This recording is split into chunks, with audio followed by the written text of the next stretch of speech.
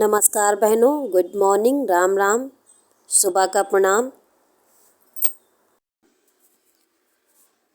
तो आज हम शुरू करते हैं अपना वीडियो, ज़्यादा बातचीत ना करते हुए।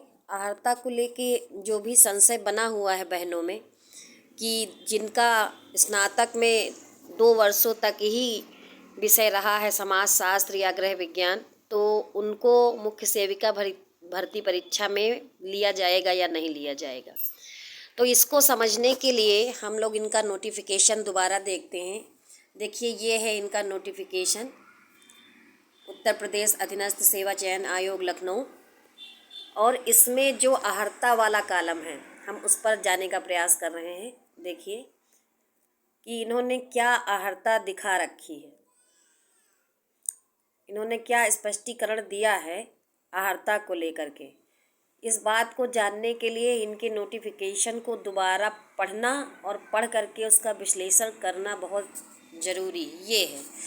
6 नंबर पर इन्होंने दिया है अनिवार्य अहर्ता शैक्षिक।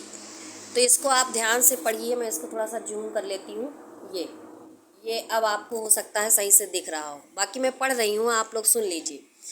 उपयुक्त सारणी 1 में उल्लिखित मुख्य सेविका के रिक्त पदों पर चयन के लिए अभ्यर्थी को निम्नलिखित अनिवार्य अहर्ताएं यानी शैक्षिक व अन्य आवेदन की अंतिम तिथि तक धारित करना परिहार्य है। यानी कि जो आपकी आवेदन की अंतिम तिथि थी, उस तिथि से पहले आप संबंधित अहर्ता को पूरी कर लेते हो, यानी आपका रिजल्ट आ गया हो। बहुत से बच्चे ऐसे हैं जिन्होंने इसमें अप्लाई किया था, जिनका रिजल्ट नहीं आया था, यानी कि उनका ग्रेजुएशन कंप्लीट नहीं था। ठीक है, तो वो तो एक अपना अलग मुद्दा है, उसके बारे में भी बाद में बात करेंगे। तो अनिवार्य अहर्ता क्या है, ये देखिए। जो अनिवार्य अहर्ता है वो आप यहाँ पर देख सकते हैं, ये ठीक है, ये वाला यहाँ पे स्पष्टीकरण दिया गया है। उत्तर प्रदेश बाल विकास सेवा एवं पुष्टाहार अधीनस्थ सेवा नियमावली 1992 यथा संशोधित, इसमें संशोधन जो हुआ था वो 1998 में हुआ था, के अनुसार अनिवार्य अहर्ता निम्न प्रकार है।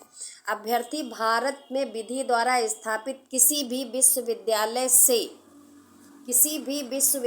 से एक विषय के रूप में, देखिए ये जो एक शब्द इनका दिया गया है ये महत्वपूर्ण है, एक विषय के रूप में समाज शास्त्र या उस समाज कार्य या गृह विज्ञान या पोषण और बाल विकास के साथ कला में स्नातक, समझ रही हैं, यानी कि कला वर्ग में स्नातक की उपाधि या सरकार द्वारा उसके समकक्ष, यानी कला वर्ग के समकक्ष, ना कि साइंस वर्ग से। ठीक है, क्योंकि साइंस वर्ग और कला वर्ग ये दोनों अलग अलग वर्ग होते हैं। इसमें का अभ्यर्थी उसमें नहीं जा सकता और उसमें का इसमें नहीं आ सकता।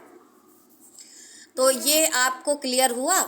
अब बात कहाँ पर आ रही है, लोग कंफ्यूज कहाँ पर हैं, इसको देखते हैं। यहाँ पर लिखा हुआ है कि अभ्यर्थी भारत में विधि द्वारा स्थापित किसी विश्वविद्यालय से एक विषय के रूप में, जो महत्वपूर्ण पॉइंट हमारा क्या है कि एक विषय के रूप में, यहाँ पर ये नहीं लिखा है कि एक विषय से, यहाँ पर लिखा है एक विषय के रूप में। ठीक है, यहीं पर पूरा पॉइंट है। टीजीटी की जब वैकेंसी आती है तो उसमें लिखा होता है से, यहाँ पर लिखा है एक विषय के रूप में।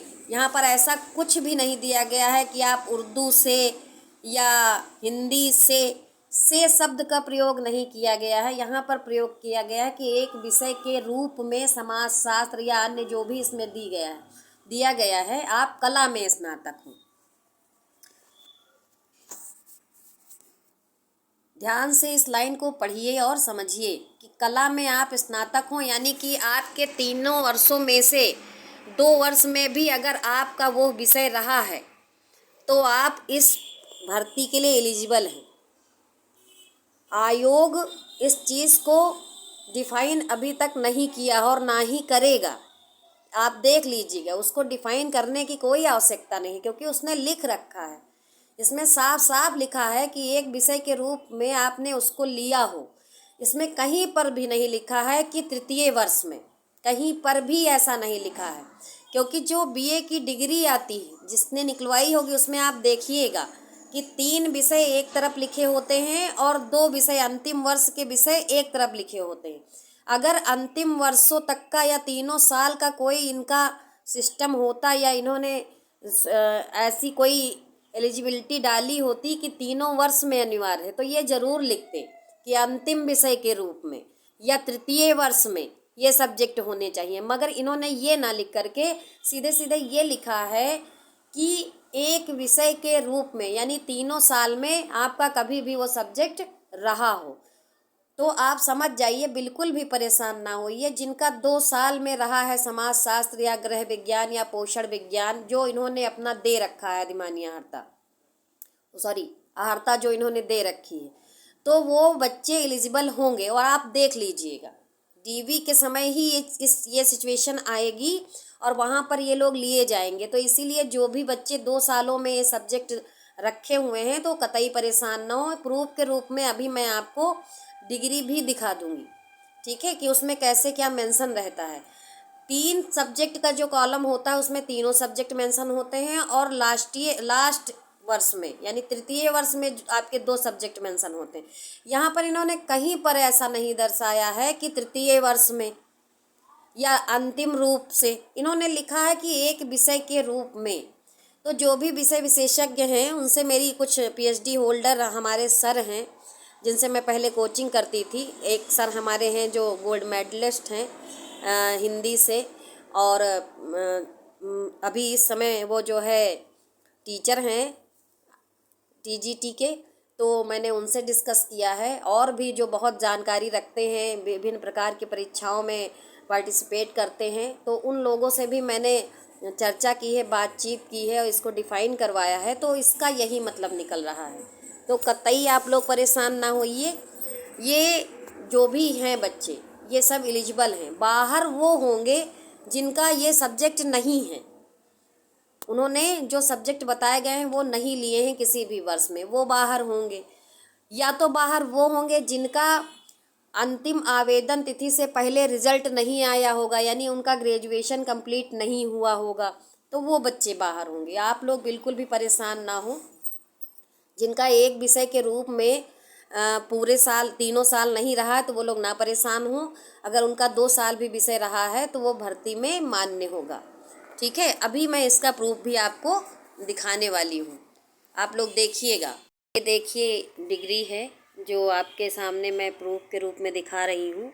डॉक्टर राम मनोहर लोहिया अवध विश्वविद्यालय से कला स्नातक की डिग्री है। इसमें देखिए आप, बैचलर ऑफ आर्ट्स कला स्नातक बड़ा बड़ा लिखा है, दिखाई पड़ रहा होगा आप लोगों को।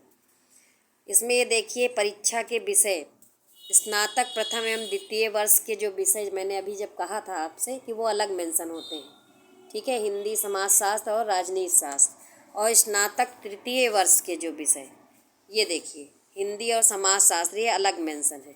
और आपके नोटिफिकेशन में लिखा गया है कि एक विषय के रूप में, कहीं पर ये नहीं लिखा गया है कि स्नातक के तृतीय वर्ष में या द्वितीय वर्ष में या फला सब्जेक्ट से, तो से शब्द का प्रयोग भी नहीं किया गया है। स्पष्ट लिखा हुआ है एक विषय के रूप में। कहीं पर वर्षों का बाउंडेशन नहीं दिया गया है कि 3 वर्षों में होना चाहिए। तो इससे ये बिल्कुल एकदम डिफाइन हो जाता है, मतलब कोई भी समझ सकता है। क्योंकि जब टीजीटी पीजीटी में सब्जेक्ट कॉम्बिनेशन बनाना होता है तो भी अगर कोई सब्जेक्ट स्नातक के 2 वर्षों में होता है तो वहाँ से उसका सब्जेक्ट कॉम्बिनेशन बन जाता है। तो इस आधार पे हम बिल्कुल एकदम कह सकते हैं कि ये 2 वर्षों में अगर किसी का सब्जेक्ट है तो वो मान्य होगा। इसीलिए आप बिल्कुल भी परेशान ना हो और अपने आप को बिल्कुल सेफ समझें। धन्यवाद।